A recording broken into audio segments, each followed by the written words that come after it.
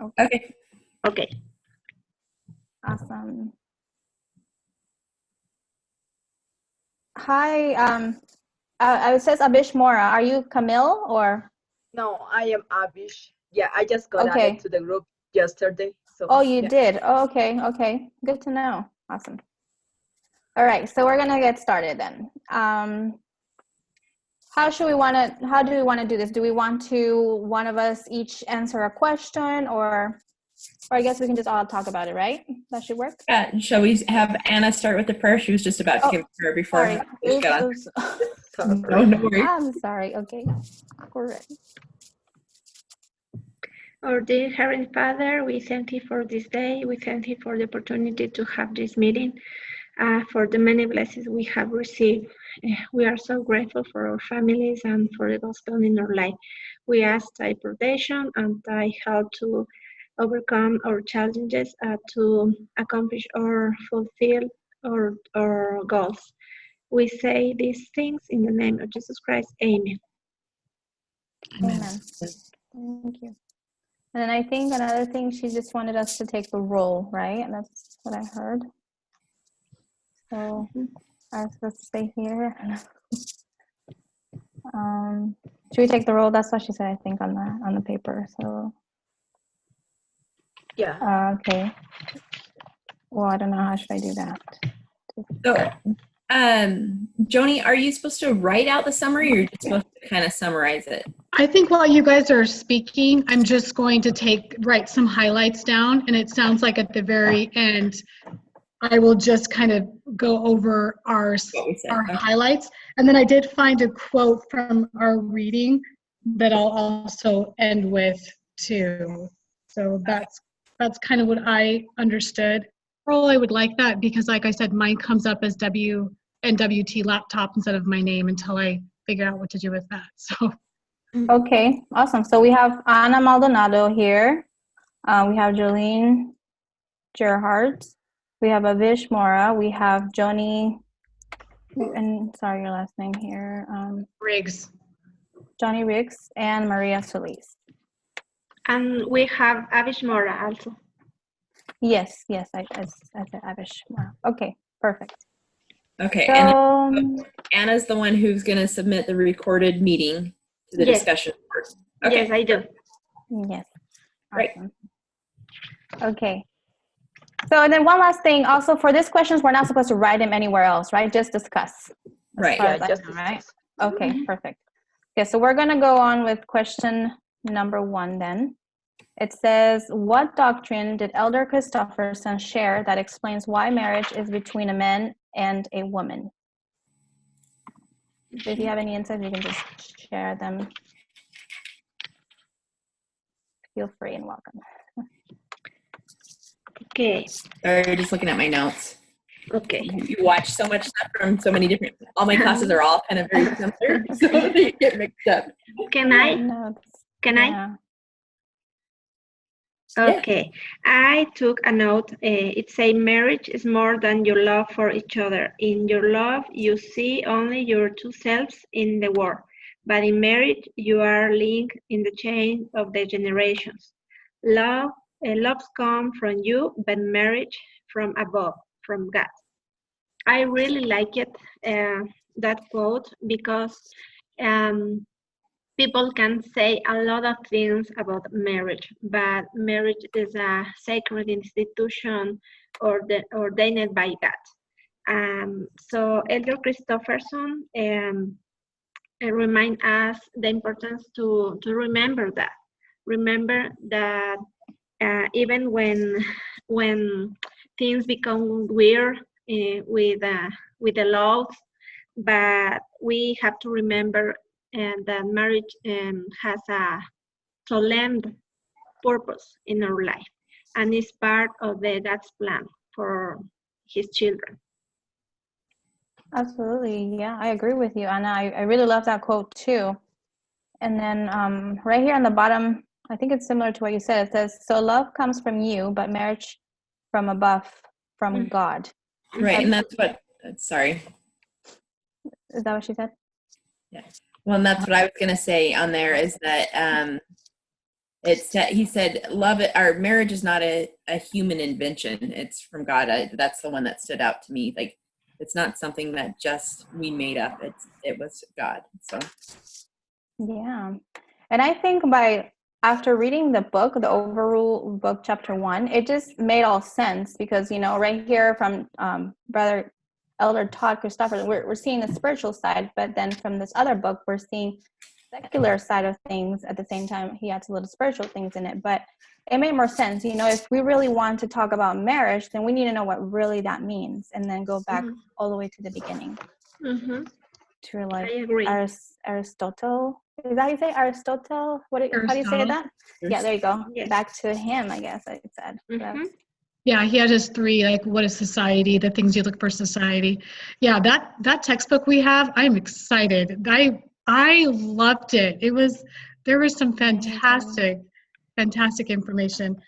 I put your guys' quotes down, what you guys just said, and I think what we're coming up with on this one is that what Elder Christofferson is teaching us is that he's putting God into our marriage. So he is accentuating the fact that it's not just between a man or a woman or two people. You have to have God in there. So he's reestablishing that foundation that God is with your marriage. Is that what we agree for number 1? Absolutely, yes. I agree. Okay, awesome. Moving on. Good to move on. Number 2? Yes. Okay, it says, why do you think it is important that we study this talk at the beginning of the semester as opposed to the end? That one was kind of a hard question to me. I had to think a little bit, but, and I'm going to think a little bit more here. Maria, can I go ahead and share what I thought about that? Sure. Oh, hi, Camille. Sorry, I didn't even see you. I remember at the beginning of the semester, I guess last week, understanding and reading somewhere that we need to be able to understand what we believe our definition of marriage is and family is if we are going to advocate for it. And so I think that's the reason why we are reading this at the beginning of the semester, is so that we can know, number 1, what the Lord, or how marriage has been set up, but also number 2, where we stand on the issue and how we want to choose to go forward from this point to advocate for marriage. Absolutely. Actually, yeah, that's a great point. Yes. Yeah. And I think like we are like able to defend, like stand for something that we really know.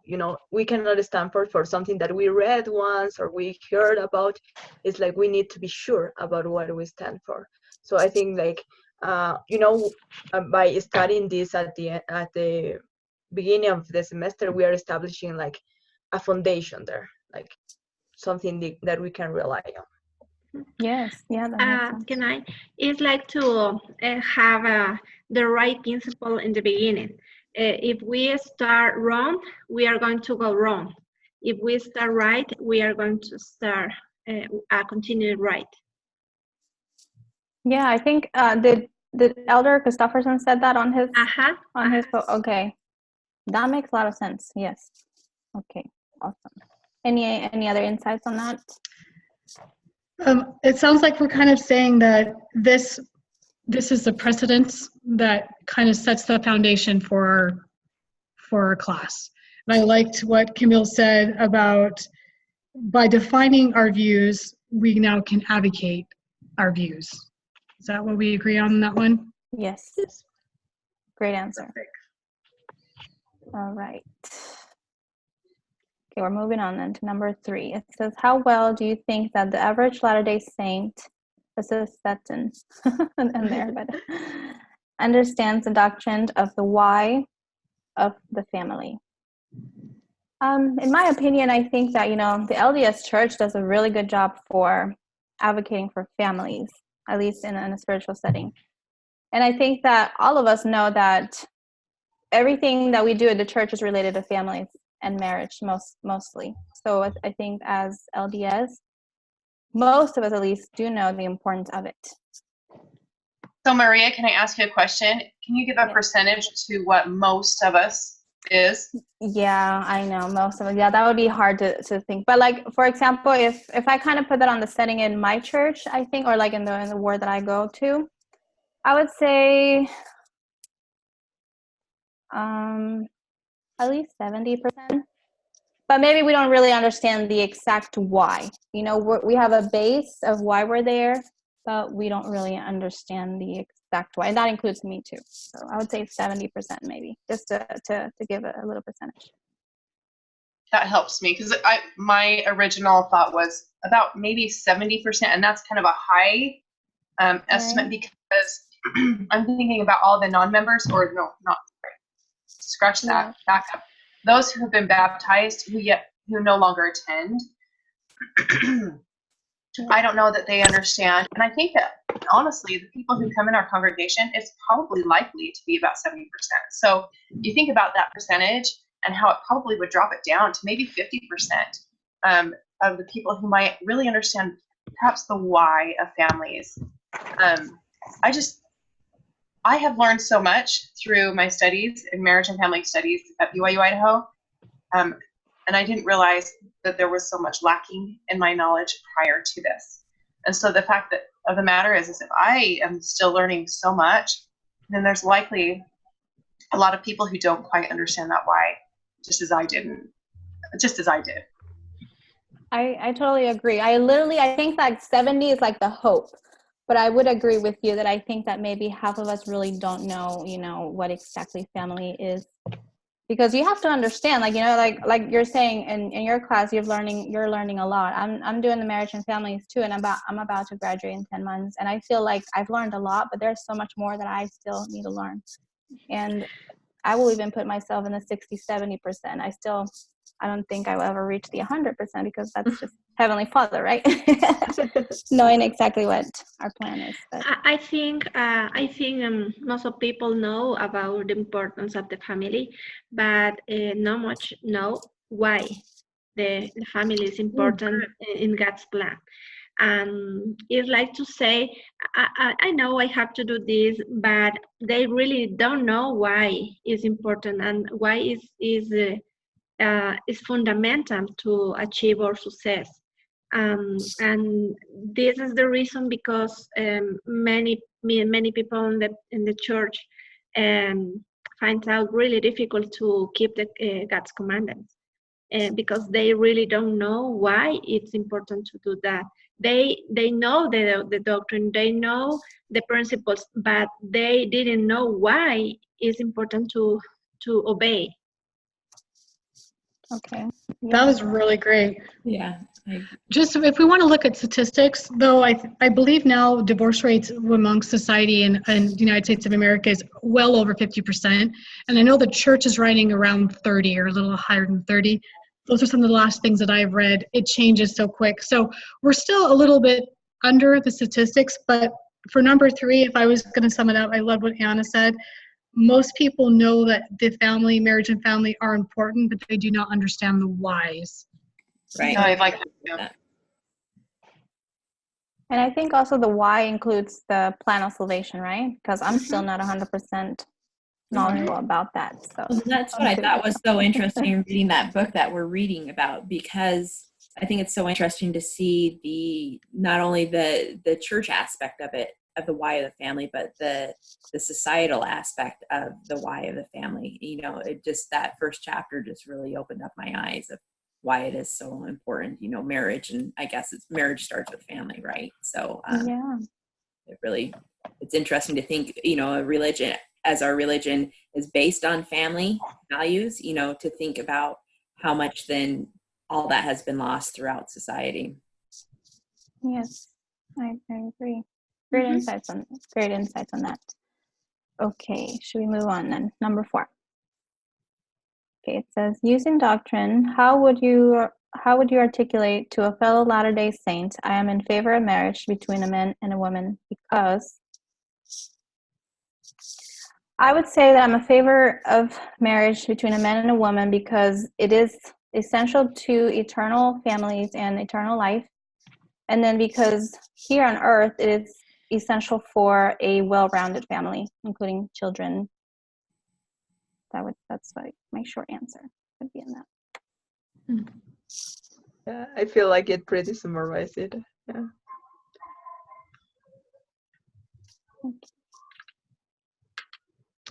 I just used a quote from our reading this week from Elder Christofferson, and it's, "Our claims for the role of marriage and family rest not only social science, but on the truth that they are God's creation. It is He who is in the beginning created Adam and Eve in His image, male and female, and joined them as husband and wife to become one flesh and to multiply and replenish the earth." So again, it just kind of sets that foundation of this is a God union and not a man union, and defining that marriage is between a man and a woman for the creation of why the world was created and how we can continue that by creating bodies and just establishing that. So, Okay, great, thank you.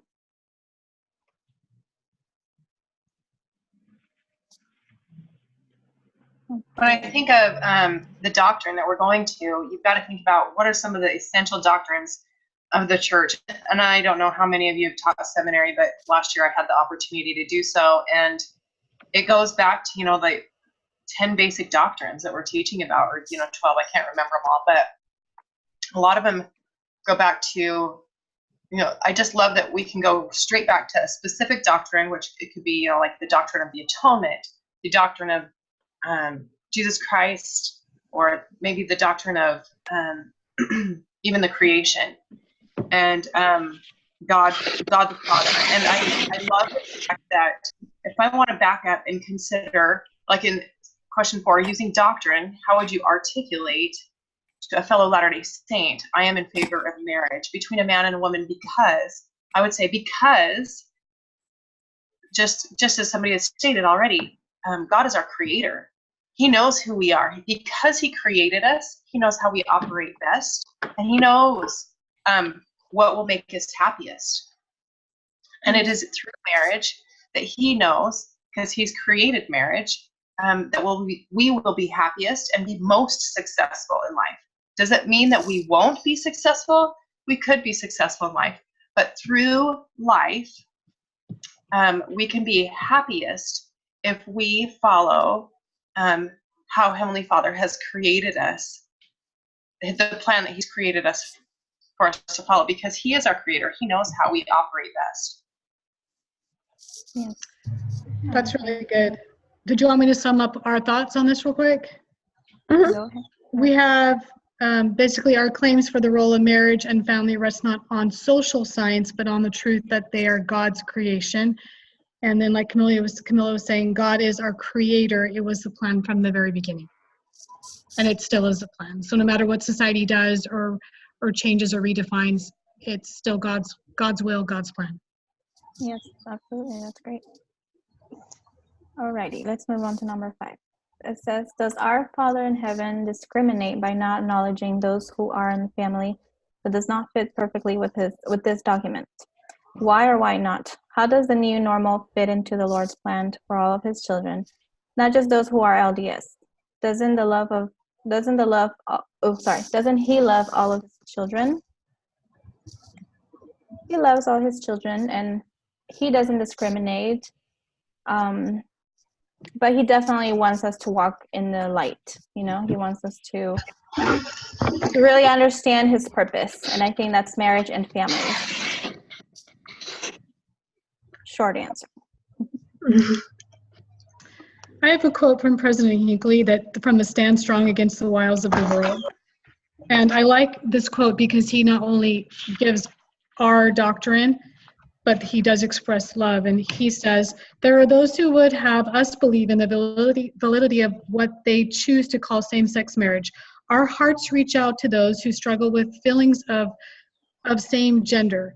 We remember you before the Lord. We sympathize with you. We regard you as our brothers and sisters. However, we cannot condone immoral practices on your part any more than we can condone immoral practices on the part of others. I really like the stance because it seems like now there's a trending acceptance for gay marriage or people who are having homosexual relationships, and most of us are afraid because if we say or do anything, then we will be called a homophobe and we will be labeled and we will be called prejudiced and judgmental. However, I love what President Hinckley says, that we cannot condone immoral practices on your part any more than we can condone immoral practices on other people's parts. there's a lot of immorality out there and other things that we can talk about freely without being called names or judgmental. But it seems to be a trend in our society now that if we even approach or touch the topic of homosexuality as being immoral, we are the ones that are being put down, and we are the ones being, called names and condoned. And so, Absolutely, I agree a lot with that. I was wondering about the quote, "Live up to your privilege," and right now I understood something else. When we live according God's plan, we are living according our privileges. But everyone can decide how can live. Everyone make decisions about their future, about the rules, and about everything. But to achieve eternal happiness and even to live in the happiest way, right now we have to live according our privilege. Saying that, I think marriage between a man and a woman is a privilege. Is some of the gifts from our Father. It's like a reward for us, because God could design the plan to everyone to progress, everyone to do their things, but He didn't. He designed the plan to be together and to have a complementary soul to help us to progress. So I think marriage is a gift from God. It's like an opportunity to feel reward and to feel, I don't know how, something priceless. I don't know. It's like to say, you can decide to be alone. You can decide, but if you are really want to be happy, so get married and have children. Make sense? Yeah, you're right. There's this quote here in from Elder Todd Christofferson. He says, "A family built on the marriage of a man and woman supplies the best setting for God's plan to thrive." I really like that, because he's being clear, that a man and a woman, father and a mother, need to be there for their children. I was reading on the chapter 1 of the book, of the Overruled book, how important, parents' roles are for, the father's role are for the children, whether female or male, and vice versa. The female is very important for the male children and female, and then they each play a role. Mm-hmm. One of the evidence to God's love for us is to have a family, is to have the opportunity to have relationships with people we felt like part of our souls. So we can say God doesn't love every children. He loves everyone, but to feel this love, we need to go and seek the things He offers. Did you guys catch that part in our textbook where the writer said, let's just get this out of our minds now. There's no such thing as a daddy being a good mommy and a mommy being a good daddy. Did you guys catch that? I'm like, that was a bold statement, because we in our society now are trying to say we can play any role, and he was defining the roles as, no, gender does have a very specific purpose. And as a mother, and we even take the word mother out of there, or female out of there, we are given unique qualities as this kind of a gender, as a woman gender, where the male have their own unique qualities. It's in our DNA. Like he was even going down to, it's in our DNA, it's in our finite makeup. And I thought that was a very bold statement. Like, let's get that out of our head. There's no such thing as a mommy making a good daddy and a daddy making a good mommy. Like, Yes. good for I- him. I That was love that. that was bold. But are we answering the question of how it fits into the new normal fits into the Lord's plan? It doesn't, right? Like, even though Doesn't. he loves all his children. Nothing. Yeah. So we're saying, no, it does not fit in, because what Hinckley said, we love you, but we cannot condone immoral practices. And then Elder Christofferson's point was, the best way for a man to thrive is marriage between a man and a woman. Yes. We have, We can accept what people want to do, but we can say it's normal. We can understand even the motivation, because if a couple, if a same-sex couple wants to marry, I can understand why, because the desire to have a family is an inner and natural drive in us. But Yes. it is obvious why they can marry, but they want marriage. Sorry, but in this generation, we have taught we can get wherever we want. In this generation, we think if you want something, go ahead. And Yeah. this is what the people say. But we can change the natural definition of marriage. Simply because the people do that, it isn't normal. It is not right. Yes, I agree with you. Okay, well, let's move on because we have a lot of questions to go through. That was a great insight, though. Okay, so number 6, it says, how would you define the word family? Mhm. it's tough for anybody else. Like, it was kind of tough for me to really I whittle it think down. it's defined, hasn't it? Mhm. I think so. I think Maria's already.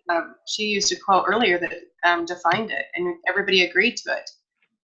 Maria, what was that? I can't remember, but I remember hearing your statement, thinking, "Well, you just defined exactly what number 6 is asking." Let's see if I remember. Was it? I think it was from Christofferson.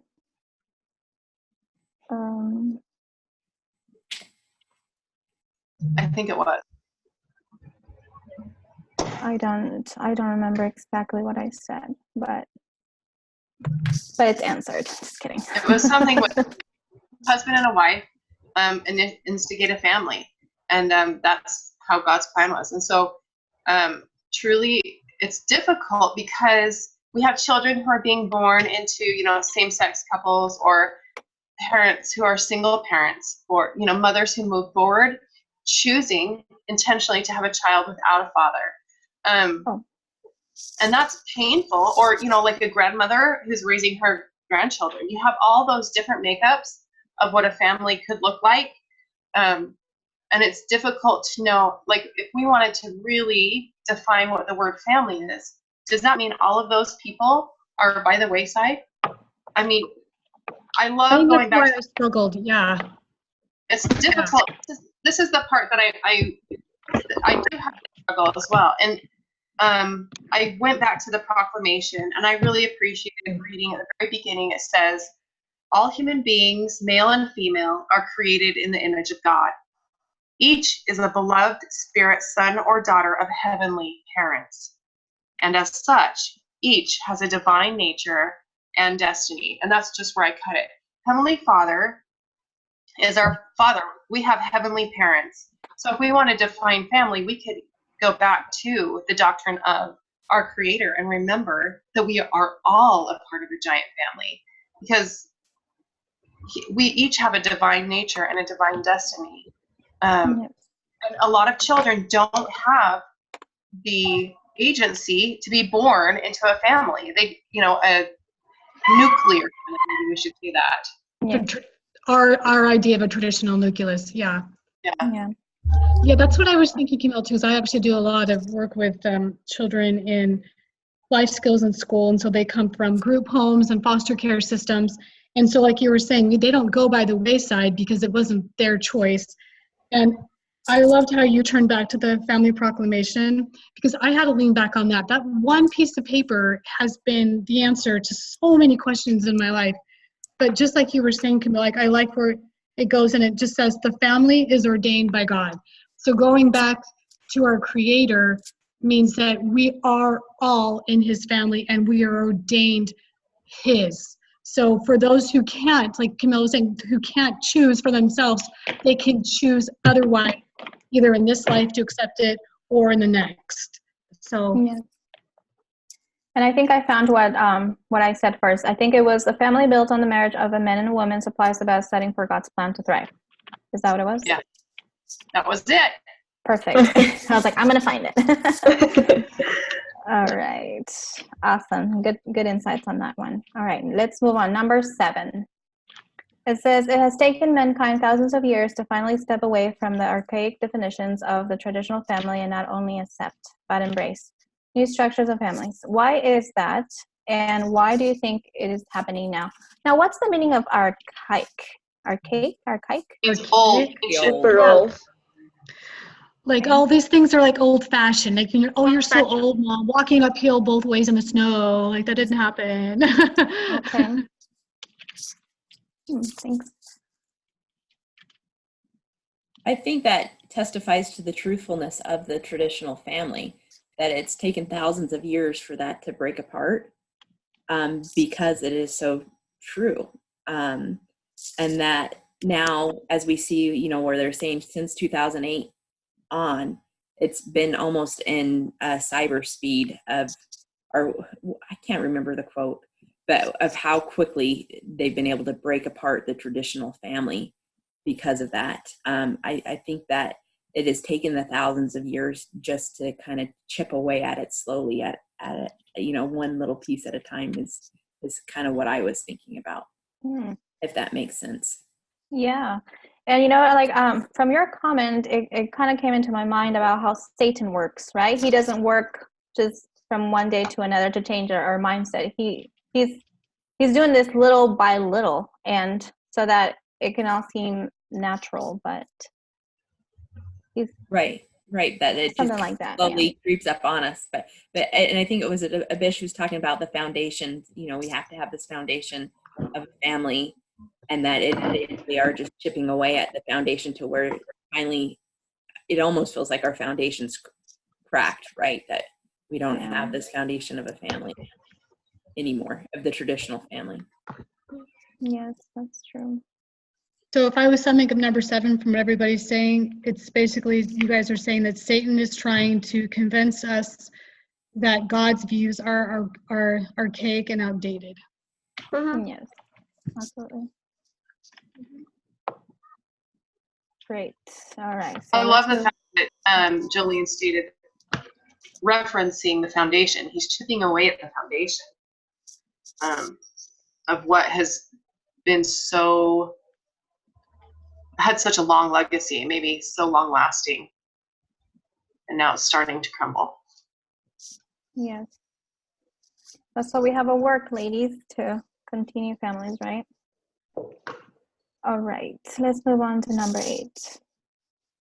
What messages are being communicated by the videos and the articles on the Truth About Marriage page? Any other thoughts in regards to the videos or articles? I was upset when I was reading that video of gay marriage and what they think about.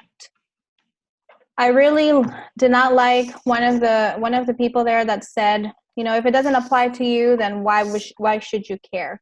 Mm-hmm. I thought that was really selfish because, first of all, that person is probably not a parent.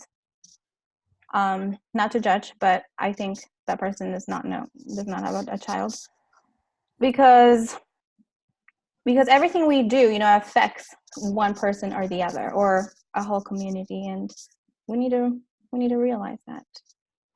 Yeah. Something that I noticed is like in some of that parts, like they were like saying their opinion, and they were like asking to their like, do you think the same? Like to look for like, it's the word approbation, like, okay, are you like Are you agreeing thinking, with me? yeah.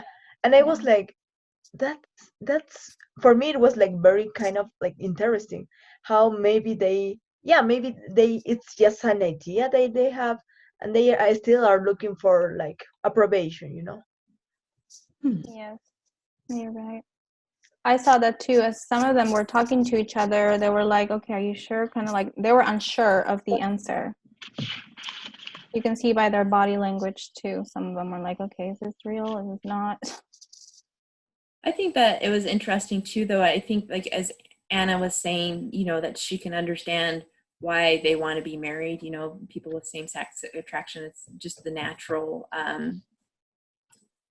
that none of us want to be alone, right? That we want to, you know, have these families, and it is ordained. And so I think that it is that we do. And then with Joni's way of saying how now you are almost looked as, and it even says that in the book, bigotry and racist if you say that as same-sex marriage is not okay. So I do think it's interesting. I do understand why they want to be married. I think it is hard to then put our point of views outside of a spiritual realm, you know, and that's where I did like the book, that it did kind of give you a secular View. idea on it. But I am interested to read more in that to see, because is particularly in incidences where they're saying, you know, who's to say that then marriages won't be more than just where it's the marriage of convenience, you know, or what was it? Consent. What was the one about lunch? The consent bride view, where they're saying, you know, who's to say that it won't change to more in a marriage than that and stuff. But I wonder how then they will come back to us as specifically LDS who have had polygamy in our marriages and things like that, and how we were supposed to defend that. Nice point. Nice And the other thing too, the Bibles with the concubines and everything like that. So that was under ordained of God. You know, I was just looking up the 12 tribes of Israel, and they came from 2 wives and 2 concubines. So that was, I do have more questions. So I'm interested to see how the semester goes out and how we are taught to defend these things that I do have questions about. I do have close family members that are gay. And so I, to be honest, am struggling with that. Like, I understand this is a law and this is a truth. And I completely agree with that. I have faith in that 100%. But my heart still goes out to those family members of mine that are struggling with this, that don't have a part in this church anymore. There's just not there. And that's fine. I do have faith in the long term that it will be okay. You know what came up from what you're saying? You know, love the person, hate the sin. I think that's archaic, and I guess I'm saying archaic right now. It's so close to me right now, Maria, that it is hard to even call it a sin. You don't want to label it as sin because you think of sin as bad. So you don't want this person you love. You don't because it's so personalized now too, that and so I'm sorry, I'm not trying to make it on. I've been quiet on this one just because and all my classes are family classes. So I'm getting a lot of my readings all mixed up, but it does. And I think it is this one that talks about this Sherry Dew book about wrestling with the questions. And so that's where I'm at right now. I'm wrestling with that. No, thanks for sharing. I appreciate that. I think when I watched the devotional with President Nelson, Nelson, yeah. Yes. Amazing, right? Yes, was amazing, because I always thought about that. I was talking an other day with some friends, and I say, for me, relationships outside the marriage is the same between a man and a woman, between 2 men, 2 women. It's the same. It's the same sins. We can separate things. This is the problem. We convert this like I don't know, it is not about homosexuality. It is not about same-sex attraction. It is about God love. And Jolene said, Right. how you can say to people it's about God love if they don't know or they don't believe about these laws? It is hard to have a secular perspective because the argument, okay, we can do that because God say that, okay, and it is we know this is true, we feel this is true, but how we can say that for people say, I don't believe God, I don't believe he is judging me, I don't believe the marriage is a God institution. We need more arguments for that because we know, we are sure about that. We are not going to go to Right. the church for that reason because we have a testimony. But many friends and many people are struggling because they are outside the church because they are seen as sinners. And this is our perspective. We know they are doing something wrong and they are suffering by that, but we need to change our perspective. It's the same. Immorality is the same for heterosexual partners or for homosexual partners. Is the same. We can't separate. It's just about morality and immorality. Yes. All right, so you want me to sum this up a little bit and move on? Yeah. Yes. Okay, first we'll sum it up at the beginning where we have some secular views. And from 1960 to 2010, so within 50 years, marriage has been cut in half. So people are not getting, within 50 years in the United States, 50% of people who were getting married in 1960, that number has been cut in half. Mm-hmm. So marriage is, basically we established that marriage is being attacked. And it sounds like what we have all coming to a consensus over on number 8 is that we need more information to be advocates on how we can not only love, but we can reflect Christ's love to everyone, whatever their choice or views may be on marriage or what their choice and views may be on families. And how do we be advocates and stand for truth and righteousness at the same time, do not condone and condone bad behaviors and condemn people. Does that make sense, kind of what we have? Mm-hmm. So Yes. how do we not condone bad behaviors, but also at the same time, do not condemn people?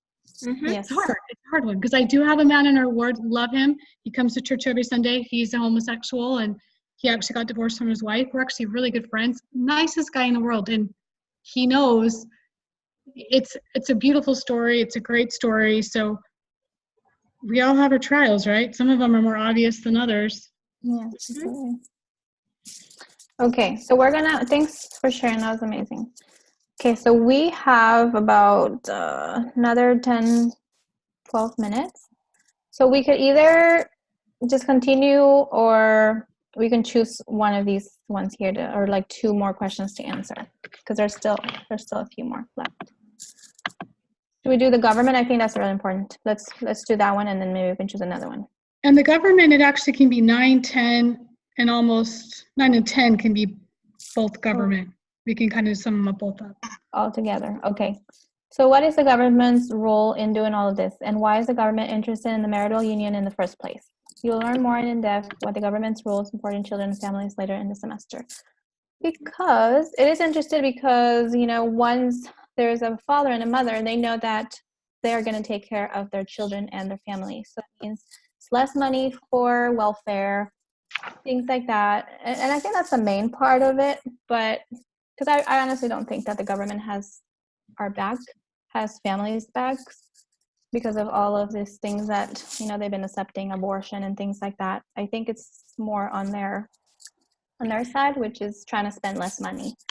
In some places in Europe, there is a lot of old people, but there isn't boys or kids, and government are really worried about that because they need the new generations. So they start to promote marriage. They start to promote benefits for families with children, because this is an issue of Yeah, I heard of that. Birth- people birth working, people producing, people making money, people getting degrees and education, live up the standards of the nation. So if the trend continues, if the things get worse than now, many places are going to be without kids. And this is really dangerous for the society. This is the reason, because governments are involved with that. Unfortunately, the things about civil rights and are pushing the governments to approve other laws. However, if we realize the conditions of other nations, we can see the dangerous is to approve those laws. Yes, I agree. I think because of the birth rate, going down, a lot of the countries in Europe have been doing that. But yeah. So in our textbook, as far as government goes, it talked about in the United States or in our government, $33 billion a year it costs our government for people who get divorced because of the aftermath. And also we have to realize that if we actually look back on why gay marriage was passed, it was not passed on principles or an ideology of even the pursuit of happiness. It was because it whittled down to the fact that we have to go get a marriage license. So when we get married in the state, we have to go to our state, get a marriage license. And so you cannot legally, when the government stepped in, we used to be able to just go get married at our church or our parish. It was between God and the union of the people. But when the government said, okay, but now you have to file for a license, and the government came in, that's how gay marriage was passed, because you can't give one person a license and discriminate and not give another. So the government is involved with our laws because they make the laws, where before we would go to our church or our God, and now we're turning the tide and going to our governments. Does that make sense? So that's good insights. Well, and another part to consider about why the government should be interested in the marital union is, you think about who was it that shared? It might have been Christofferson. He shared the percentages of young mothers, like teen mothers, who turn around and get on welfare assistance. With 74% of them in the first 4 years are on welfare assistance right after having a child. This is why it's important for the government. It is taxing all of us. When we're having a society that's heavily leaning on government aid and assistance, then it's heavily leaning on every single individual in the nation. This is a challenge, and it's going to continue to be a challenge. You talked about how divorce causes money in the government, and not only that, but then the government, the only reason that I think one of the reasons they started marriage licenses was in order to make money. It's all really about money for the government. And so when we start thinking about what it's doing to families, that trickle-down effect, the government just doesn't magically have money in their pocket. It's coming from us. And so that's where it comes from. It comes from all these individual families, all these individuals in the communities around us in the nation that it's costing, because we have unhealthy family relationships, unhealthy marriages, unhealthy startups. So basically, I think what we're summing up on unintended is follow the money trail. So whatever government you're in, whatever, people want money. And either way, it's adversely affecting each other. Either if you're putting money into buying a license, and or you're taking money from whatever government you are facilitating with, whatever country you live in, because of welfare, child care, numerous things, foster care systems, numerous drug control, all that. So Okay. Yes. Okay. So we could choose one of these to end the session if you guys like. I'll let somebody choose one, whichever one they would like to answer. Sorry, I don't know that. I did not say Alexa. I don't know why she turned on. I like number 14. That's what I was just gonna say, Anna. Mm-hmm. Hmm.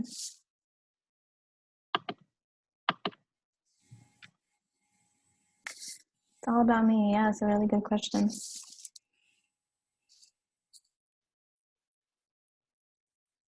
Because I think, we live in like a very materialistic world today where even children see that their classmates or peers want something and then they want to have it too. And it's not only starting already in the youth generation, in the younger generations, but we as adults, though, we are selfish because we're not thinking about what we're leaving to our children. And I don't know, that's The so society, much as I said before, the society taught that if you want something, go and take it. If you need this, take it. It is yours. You can do everything, you can have everything, and you deserve everything. And this is you. So we have this in our mind, and we as society have lost the meaning of service for altruistic help. So everyone is thinking, how can I get a benefit from that? So if I don't get any benefit, so this I don't care that. I don't care about that. So the individualism is really dangerous because it teach to think just in what you need and anything else. And it is the reason because many people is going out from their marriage or their relationship or their loved ones because they are really concerned just about them, and it affects everything. It affects our decisions, our choices, our future, or motivation. I think that. Yes. So to sum that one up, I think what we're all kind of in agreement is that our society is we're becoming very hedonism, like a hedonism type culture, hedonistic people, where we are seeking happiness as our highest priority rather than sacrifice. And what other word Anne used? It was sacrifice and is it commitment? Commitment, services. And service, that was the word. Service. So we're becoming hedonism, and we're seeking pleasure over sacrifice, service, and commitment. Mm-hmm. Yes. Awesome. Okay. Did you want me to go ahead and sum up all our thoughts real quick at the very end like we're supposed to? Are we good? I think you did it. You did yeah. it after each. You did it. Should Yeah, we- that was awesome. Do you think she'll Thank you. count that?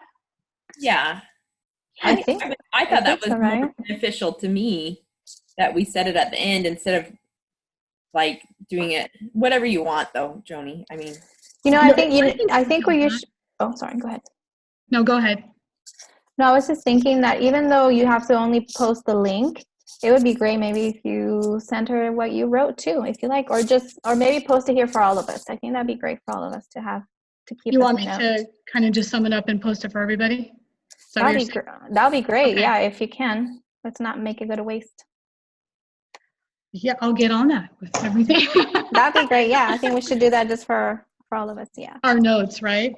Yes. Yes. Okay. Okay. Okay. We are done. Perfect. It was awesome. Great. Great talking and insights. Is 9:15 good time for everyone for next Wednesday? Yes. Yes. Yes. Actually, can I tell you, I just realized after posting yesterday that I have another class who meets at the exact same time.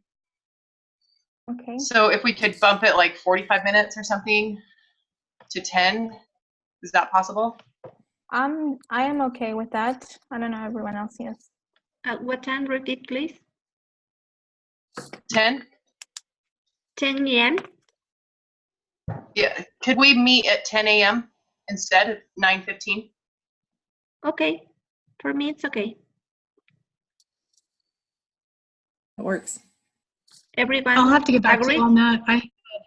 I'll have to see there's some things going on. I might even have to move my day because of same thing, school conflicts. So I'll keep that posted to you guys. Well, thank you. It was a great meeting. All right. I'll type what I can up and have a great day. All right, thank you. See you guys. Bye. Bye.